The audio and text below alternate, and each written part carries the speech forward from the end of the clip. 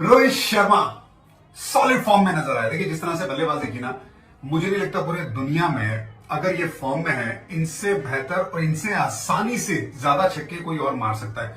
Brutal छक्के मार सकता है इनसे ज्यादा। क्रिस गेल मारते थे, पोलार्ड मारते थे, रसल मार सकते, यूसुफ पठान, धोनी, सब वो फोर्स के साथ मारते छक्के।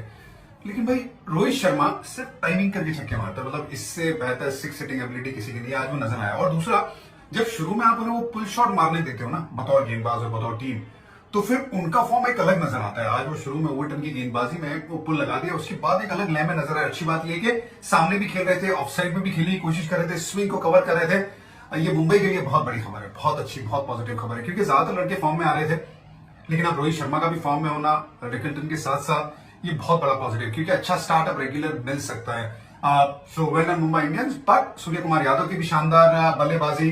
वो जो स्वीप शॉट में, वो जो एंगल में वो छक्का मारते हैं ना स्पिनर को, फास्ट बॉलर को तो मारना पेस यूज करके कंपैरेटिवली आसान है, लेकिन फाइन लेग और स्क्वायर लेग के बीच में और टूवर्ड्स शॉर्ट फाइन लेग, वो वहां पे आपको फील्ड नहीं रख सकते बतौर स्पिनर, क्योंकि इतनी पेस होती है। लेकिन ये पेस जनरेट करते हुए रिस्क के जरिए, वो सुपला शॉट कहते हैं ना, लेकिन स्पिन को यूज करना I think it's very very special. और फिर सामने भी स्वीप लगाते, तो उनका भी फॉर्म में रहना, बहुत बढ़िया तरीके से बल्लेबाजी करना, ये बहुत बड़ा पॉजिटिव है।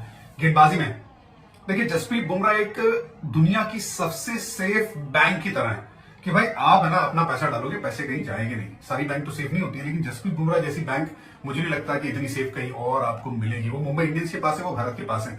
इंजरी के बाद आए, यहां तक कि फुल टॉस भी डाल रहे, अभी भी ऐसा नहीं कि प्रॉपर यॉर्कर डाल रहे। धोनी को भी फुल टॉस पे आउट किया, लेकिन इन्हें मारना इतना आसान नहीं है यार। ये क्या कमाल की ऑड एक्शन लेके आता है गेंदबाज, और इतनी बढ़िया तरीके से आप गेम चला सकते हो बतौर कैप्टन जब ये आपकी टीम में होते हैं। तो जसप्रीत बुमराह का फॉर्म ओवरऑल, सैंटनर ने भी बहुत अच्छी गेंदबाजी की। स्लो कर रहे, ऐसा लग रहा है कि खिंचाव उनकी गेंदबाजी में, रुक के गेंदबाजी करते थे। एक जो सीन हुआ जहां पे जडेजा के सामने वही डाल दी गेंद, जडेजा के पास भी टाइमिंग था कि वो वापस आ गए, उनकी भी कलाकारी कमाल की। लेकिन कितना वेट करते जब एक्शन में खड़े रहते हैं मिचेल सैंटनर, कि भाई इतना आसान नहीं है उनको मारना, चाहे आप लेफ्ट हैंड बल्लेबाजी क्यों ना हो लेफ्ट हैंड स्पिनर के सामने। सो वहां पे बहुत बड़ा पॉजिटिव।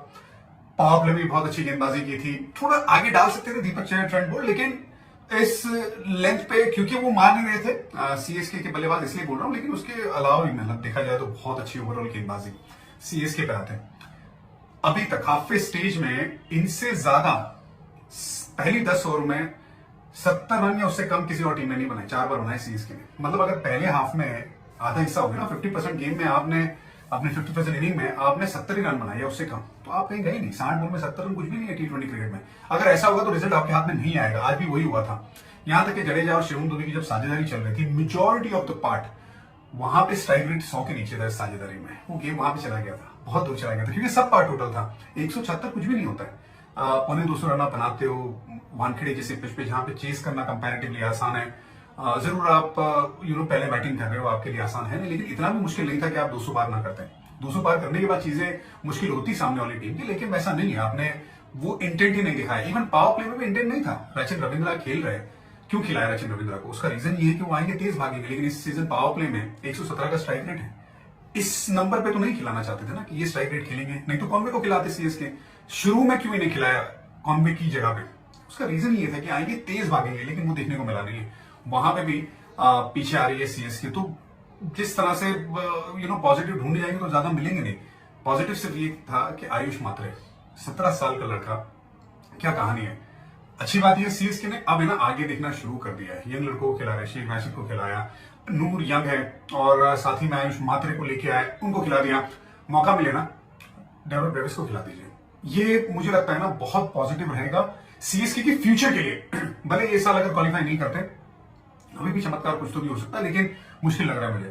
पर आगे की तैयारी करना अभी से स्टार्ट कर देना चाहिए। यंग लड़कों को खिला रहे, अंदेशा तो आ रहा है कि अब ये सीएसके ना वो शायद हर पुराने खिलाड़ी के पीछे भागेगी, शायद वैसा नहीं होगा। यंगस्टर के पीछे भी भाग सकती है, वो अंदेशा भी देखने को मिल रहा है। लेकिन आयुष मात्रे बहुत इंप्रेसिव लगे। मुंबई में खेले और सीएसके के लिए आईपीएल में डेब्यू भी मुंबई में, तो ये अच्छा प्ले था सीएसके की तरफ से, तो वो एक पॉजिटिव। और उम्मीद करता हूँ आयुष मात्रे का फ्यूचर बहुत बढ़िया रहे। लेकिन ओवरऑल मुंबई की ये जीत, अब ये ऐसी टीम है ना, ऐसी खतरनाक टीम हो रही है कि अब सामने वाली टीम ना इनसे थोड़ा बैकफुट पे आएगी, क्योंकि धीरे धीरे ना सारे जो लड़के थे वो फॉर्म में आ रहे हैं। बुमराह भी वापस आ गए इंजरी के बाद। नई गेंदबाजी की बहुत अच्छी उनके पास एबिलिटी है, दीपक चहर और ट्रेंट बोल्ट के साथ साथ फास्ट बॉलिंग का ऑप्शन अच्छा है। स्पिनर इंजर्ड हो गया करण शर्मा, लेकिन उसके बावजूद उनके पास विकल्प है। तो तगड़ी टीम है। क्या लगता है मुंबई के लोग क्वालिफाई करेगी? रास्ते तो अभी वैसे ही लग रहे हैं कि ये बहुत ऊपर की तरफ जाएंगी।